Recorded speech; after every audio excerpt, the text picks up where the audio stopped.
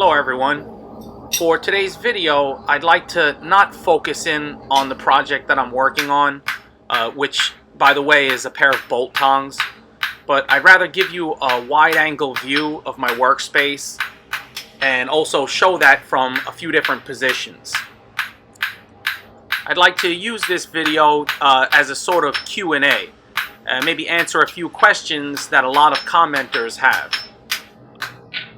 But before I get on to that, I'd like to thank two people for their donations. And those people would be Jerry S. Hodges and Glenn Hargis. Thanks very much, guys.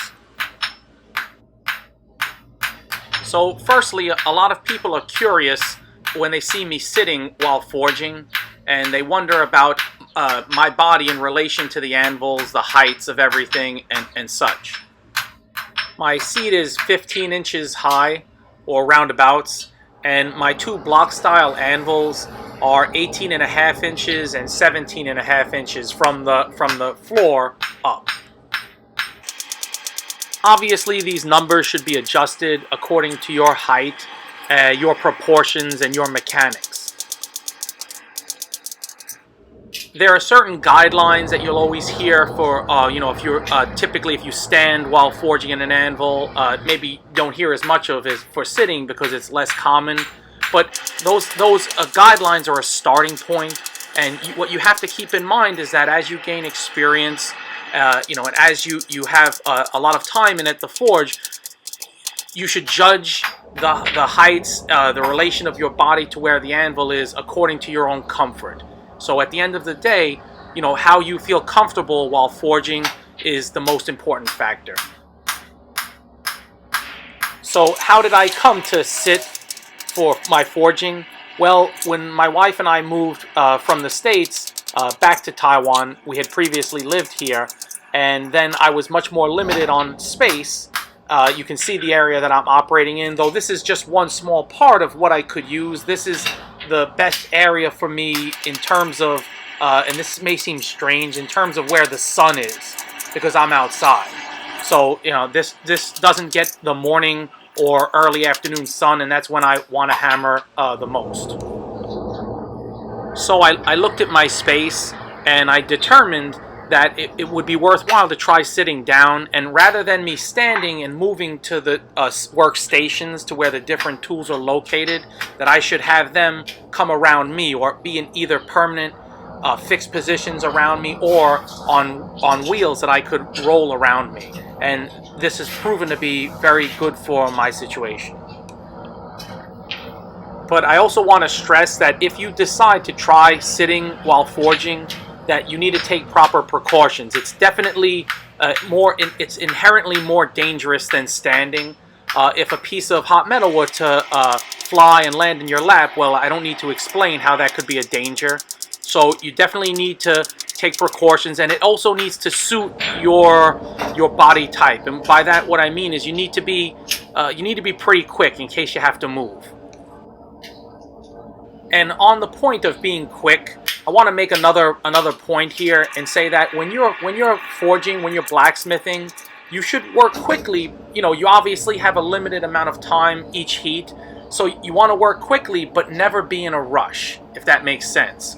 I see some people that work like maniacs, but their movements are not smooth. And I think that working quickly and being in a rush are two different things. And so if you work without being in a rush, you're much more liable to be safe. I've always suffered from chronic back problems from herniated discs from when I was very young. And when I was in the States, I only stood while forging. And normally I was okay, I changed positions a lot, but standing for long periods did seem to aggravate my back much more. It's been probably, 7 years or so since I've been operating in this manner, sitting down, and I found that it's helped my back a lot. So that might not be the case for everyone, though. It really depends on your situation. Don't think that, well, I've got back problems, therefore sitting will help. It might make it worse. It really depends on the individual, but it's something to think about. However, you can see that red pillow beneath my butt there. That really helps. I need to have some kind of cushion there. Otherwise, it would create some problems. So beyond the standing or sitting or even kneeling when forging, I think that one thing that you have to keep in mind, which is a good habit, is to frequently change positions. You know, stand up occasionally. If you're normally sitting, stand up every now and then. If you're standing, you know, shift your weight from one side to the other. Work around your anvil if you're able to. That helps a lot. So, you know, just don't stay static. Don't stay locked in one position for too long. Regarding the two block style anvils, the two small hornless anvils that you see me using here, uh, these are my own designs which I had made here in Taiwan. I've said this many times, but I was having a very hard time finding an anvil to suit my work style, and so I took advantage of the resources available here, you know, got connected with the proper outfits and had these made. And I'm really pleased with both of these. And actually, I have a third style, but that anvil is in the States right now. And I've said this before that I'm planning a fourth, and whenever that materializes, I'll definitely show that. Other than the small space you see me operating in right now, I do have other areas in and around my apartment where I keep tools, steel, workbench area, and the like. And yes, I'm doing this in an apartment on the. I wouldn't call it a balcony. It's the very top floor, and you know, so it's in such a location where I'm on a very busy road, and that's why I have a lot of frequent audio problems with background noise. But there's enough noise on the main road to drown out my hammering, and plus, I only do hammering during the morning hours, like I said, to early afternoon. I won't do it on you know, off work hours. And so regarding tooling, some people will be critical. They'll say, well, you don't have many tools and you operate in a very minimal way, so you can't be serious. But I think that this kind of thinking is wrong. One of the wonderful things about blacksmithing and what attracted me so much, since I am pretty minimalistic, is that it doesn't take much to do a lot. You know, I'm very fond of saying to some people who ask that, you know, when they say, well, what do I need? And I often will say, you know, you need something to heat with, a forge. You need something to hammer on, an anvil. You need something to hold with, your hand or tongs. And you need something to hit with, a hammer. And that's basically it. Beyond that, you can make blacksmithing as complicated as you want. I have full respect for people who have an array of tools, and I do. I wouldn't say that I look up to them, but I definitely respect that.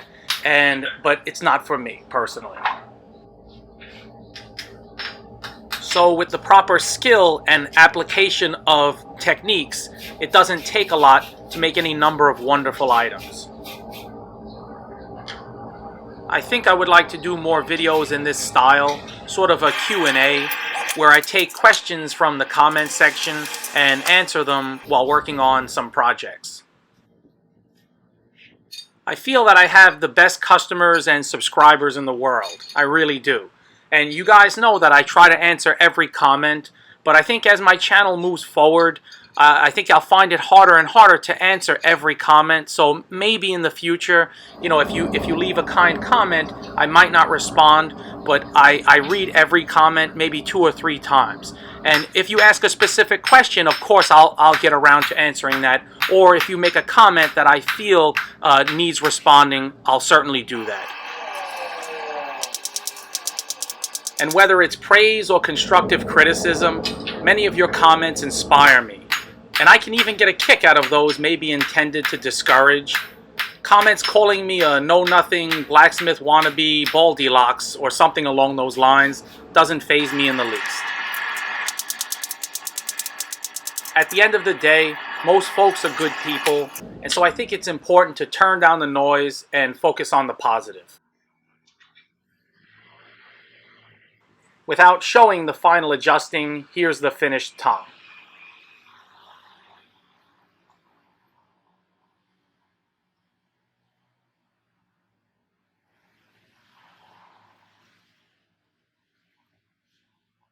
Thanks very much to everyone, and I'll catch you next time.